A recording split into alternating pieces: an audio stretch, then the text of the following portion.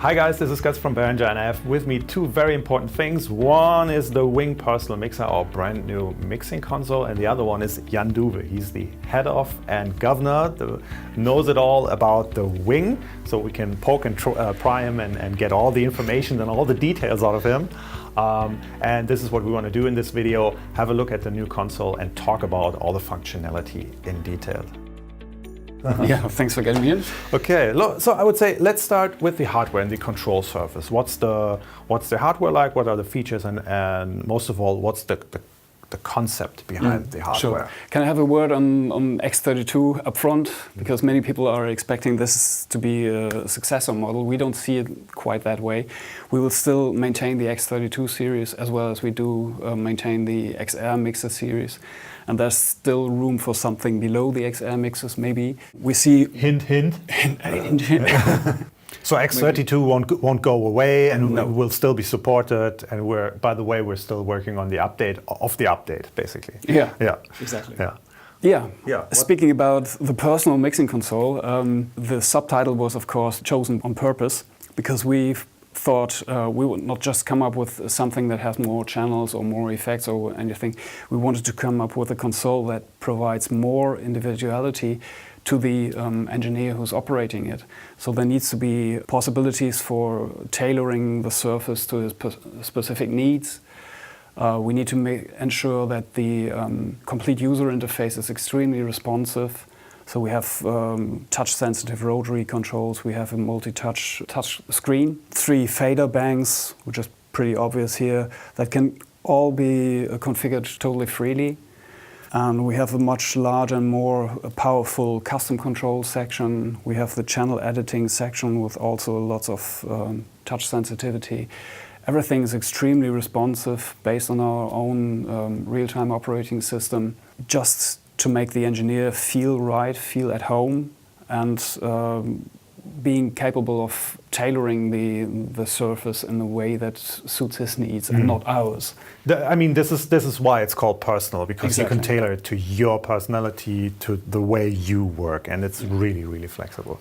Okay. Exactly. So for me as an engineer, the most important thing is always to have a look at the backside and have a look at the connections, and I think this is what we are going to do next, turn the thing around and have a look at the I/O. Sure. We have 48 input channels, and all of them can be stereo channels, so that makes 96 signals in mix. And of course, we didn't build in 96 microphone preamps here, nobody would do so. So we reduced the amount of analog I/O to 8 aux in and outputs and 8 very high quality Midas Pro series mic preamps. So we reduced the amount, but we didn't compromise the quality. And it's also got 8 Pro Series XLR outputs. Along with it, we have an expansion slot for various formats. Currently, the console is shipping with a dual SD card recorder, Wing Live. A little bit different from the X Live, actually, because we have 2 separate controllers controlling the SD cards, which allows us to run 32-track recording or playback on both completely separately. So you can have one card recording and one card for playback, for example. Yes, exactly. So the interface towards the console is 64 channels wide, and expansion cards for Madi and Dante, for example, will follow. And they offer 64 by 64 channels as well, so that's double the capacity of X32 expansion cards. Then we have 3 AS50 connections, because less local I/O means more outboard I/O. And especially since everything is stereo, from input channels to buses to outputs, we need lots of interfacing. That's 144 channels of inputs and outputs on AS50 streams. Plus we have a USB interface with 48 by 48 channels. And we have 2 Ethernet ports and an internal switch, which could be added an internal option card for Dante or SoundGrid, for example, and then the console speaks natively 64 channels of audio over IP. So all in all, that, except one thing that I forget, the total number is 374 inputs and outputs that can be interfacing with the console. Can be patched to any channel or can be transferred from an input to an output directly, if you like. So to explain this a little bit for people who are still used to having the analog multi-core, I mean, you could do the very small club gig with the mixer alone, because there are a couple of microphones, you could hook in a couple of keyboards, there's all the analog out for the speakers, of course. But this class of console usually deals with much more I/O, and then it's much more practical to have a digital stage box, and even a small one. I mean, throw it next to the drum riser, connect all the microphones, and then have a single networking cable that's affordable, that has a great quality. Absolutely, and especially in terms of signal integrity, it makes a lot of sense to keep the microphone cables as short as possible, because the cable always introduces capacity and degrades the signal quality, plus the risk that individual cables may break.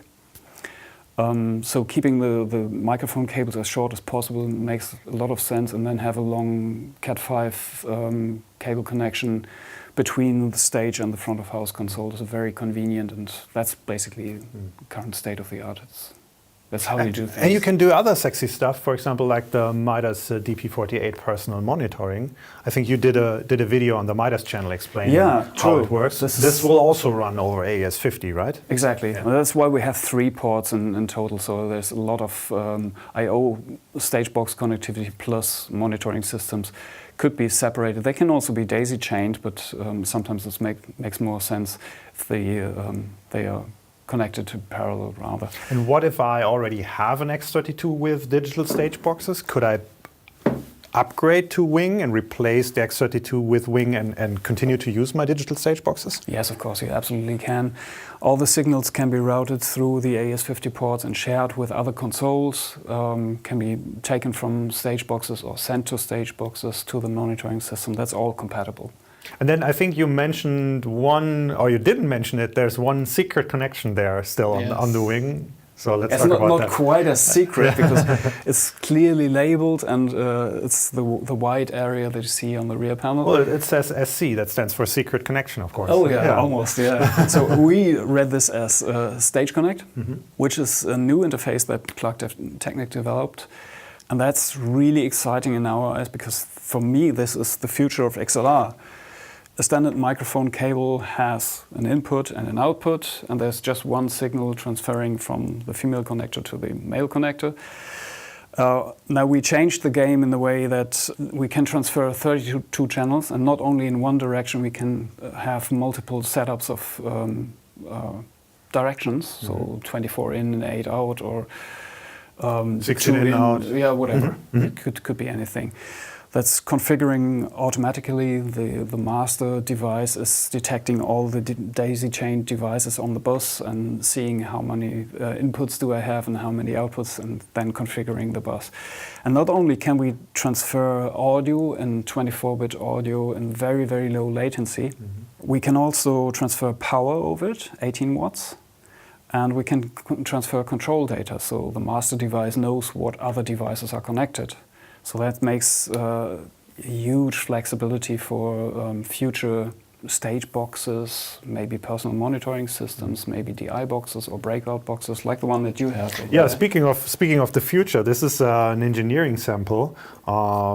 This has a Stage Connect, input and output, because you can daisy chain them, and it has 8 XLR inputs and 8 XLR outputs. Yeah.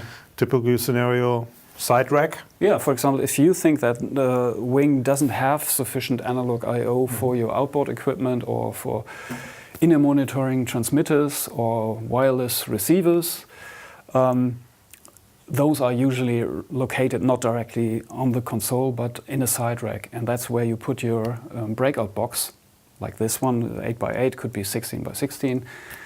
Up to 32 channels can be exchanged with a side rack with just one XLR microphone cable connection and no external power supply required. I think the crazy thing starts when you add up all the connections. When you add up the 32 channels of Stage Connect plus the 144 connections of over AES-50, the analog built-in connections, the connections over USB and so forth and so forth. And I think it's 374, is it? Yeah, 374 inputs and 374 outputs. And to manage all of them, you guys have developed a new system with sources, and I think we'll have a look at that now. Sources in our eyes are more than just input numbers, because we think about it as something that gives a meaning to what is the musical purpose that you actually want to convey. And that's, say, the lead singer or bass drum signal needs to be transferred to the PA system somehow or to the recording system. We ramp up the inputs with additional properties. So the input has authority over gain and phantom power, obviously. There is specific metering. It has got its own mute. It can have additional properties like color, icon, name, and even tags. So that is representing the purpose of what the signal is about. And that can be handled inside the console for attaching it to a channel and then applying processing in a channel, or sending it to an output directly, or recording it, or giving it to another console.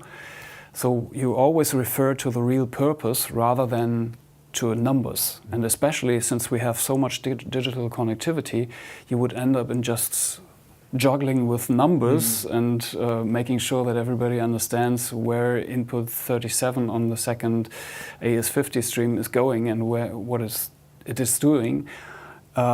We remove all this by assigning it a purpose, and that purpose is the anchor point that we call source inside the wing. That's a major difference from other consoles. So you have to understand, there is a source, and if I have defined the source, I can apply it to channels and use it somewhere else. And there's also a Wing companion app, which allows you to set up the sources on a tablet. So you Copilot. Copilot. It's called Copilot. And I mean, imagine like this: you're on stage, you're doing the connections next to the drum riser, for example, and you can immediately add everything on the tablet, and the second engineer, for example, can already work on the console. Yeah. And you don't have to communicate that knowledge on a sheet of paper, for example. The moment that you assign a specific input, these properties, the guy on the front of house console already sees, that's a bass drum, obviously. It has the icon, the color, and the name, and even the tags. Speaking about the tags, they can be used in various ways. We currently use them for automatically grouping signals to, say, a DCA or a mute group. So all the drum signals that carry the tag drum will automatically be controlled by the drum mute group or the drum DCA. So using the same tags will automatically run these grouping functions.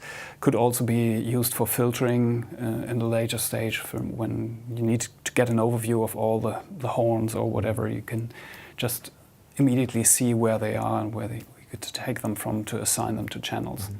Okay, now I have all my sources assigned. I assign the sources to channels, and then I go into mixing. So I would say, let's have a look. Let's have a look at some processing. Yeah, of course. The first thing is to go to the input page where you select your source. You will see we have two sources. There's a main source and an alternative source, like in inline console. Then there is a trim and a balance control for adjusting, because all these sources and inputs can be stereo inputs. That's also one of the properties of this source, that it's, if it's a stereo keyboard that you're transferring or a mono bass drum. And whenever you use it and apply it to a channel, automatically, if it's a mono source, the channel would be used in mono. If it's a stereo source, the channel is a stereo channel, and you don't have to think about it because it's a source property. If it is a stereo signal coming in, then you need to maybe balance the left-right and the trim a little bit. There's also an input delay that allows time adjustments when multiple microphones are open and there's some cross-bleed between them. You can align them properly. We also have filters in every channel. In every input channel we have low-cut and high-cut filters, plus something we call a tool filter, which could be all-pass filtering, a sound mixer, or a tilt filter. And that's available in any channel, plus the 6-band EQ that comes on top. The EQ is also very interesting because it allows you to solo individual bands before applying any gain changes. So if you spot there's a nasty frequency that you want to get rid of, you don't have to emphasize this frequency just to find the proper position of the frequency. While the concert is already running. And everybody notices, there's something nasty going on. You would like to do this inaudibly for the audience. So using the band solo helps you doing this. select a band, go on band solo, and then you will just listen to that band on your monitoring queue. And you can do it from the touchscreen, from the knobs, or from the channel strip section. Exactly. We have a channel strip section with controls for each of the main processing steps. That allows you to get very quickly to individual or the most important parameters of that section, say gate, compressor, filters, or EQ. Could be used independent from the main display. When the main display, for example, somebody is working on the scene management or something, and you don't want to interrupt that, you can still select a channel and change the channel properties in the channel strip details. It's also giving loads of information about the status of the channel, where it's coming from, which source, is it mono stereo, is there delay on, is it sending to main, etc., etc. All that information is very obvious and clean in a small spot. But plugins. Plugins, yes. There's two things about plugins. Okay.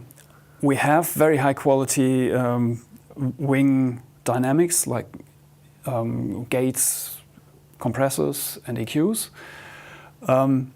But if you think that you want to get a specific vibe to it that only a specific EQ can bring or a specific compressor type can bring, you can swap this out to a bunch of very high-class emulations of expensive outboard gear. And that's not taking up any load from the effects engine, because it's still happening in the channel.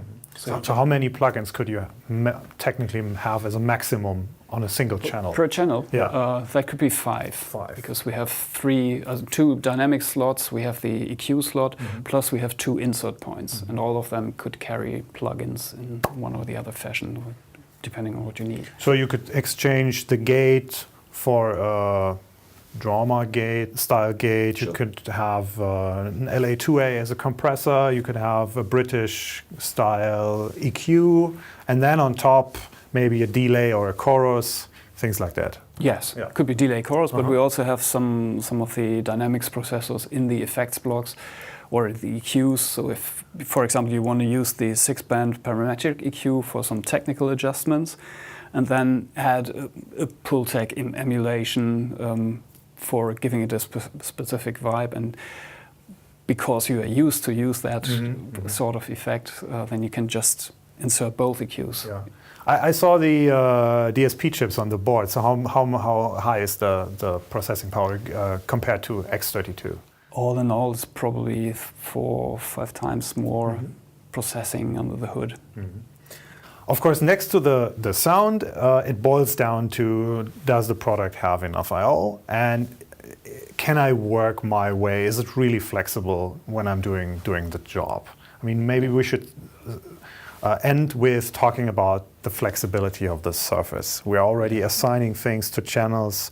Maybe you could talk a little bit about that. Yeah, we spoke about sources to be assigned to channels, and now the channels can be assigned to fader layers. Obviously, when the console ships, it comes with the predefined fader layers that are printed on the buttons. And there are, as you know, there's on every fader layer, there's 2 user layers that are completely freely configurable. And if I say freely, it's really free. It's not only associating specific channels with each other. We can also include a bus send for a specific channel next to that channel fader. So it could be, say, the lead singer on fader 7, and on fader 8 I could have the lead singer's reverb send next to it. It could also be an effect parameter that I put on a fader. So that's really flexible. And ultimately, everything on every fader layer could be reconfigured that way. But that's something for the experts. That's why we give it a separate mode, so that the average user still has the fader layers to come back to. There's also a very nifty way of going to specific channels on the fader board. Even if you screwed up all your channel assignments totally, and you got lost, there's a metering screen showing all the input and output metering. And if you touch one of these blocks, it immediately calls up that fader section in the middle section of the console. So no matter how the fader layout was screwed up or changed, you can also always get that signals back to the center section. And I think there is much, much more regarding flexibility. There are a lot of things we didn't even talk about. For example, in the custom controls, you can assign one button to tap in always the delay tempo. You can have one button to mute always a specific channel. You can have one button that starts your DAW over MIDI. And you can even have, because the console has GPIO ports, you have a dedicated button to switch on the stage light or to power on the coffee machine, theoretically. So what we like to know from you guys is, what questions do you have about the console? Leave a comment in the comments, which makes sense. Please like the video. Thanks, Jan. Thanks for watching, and talk to you soon. Thanks, guys. Bye-bye. Thank you, guys. Bye.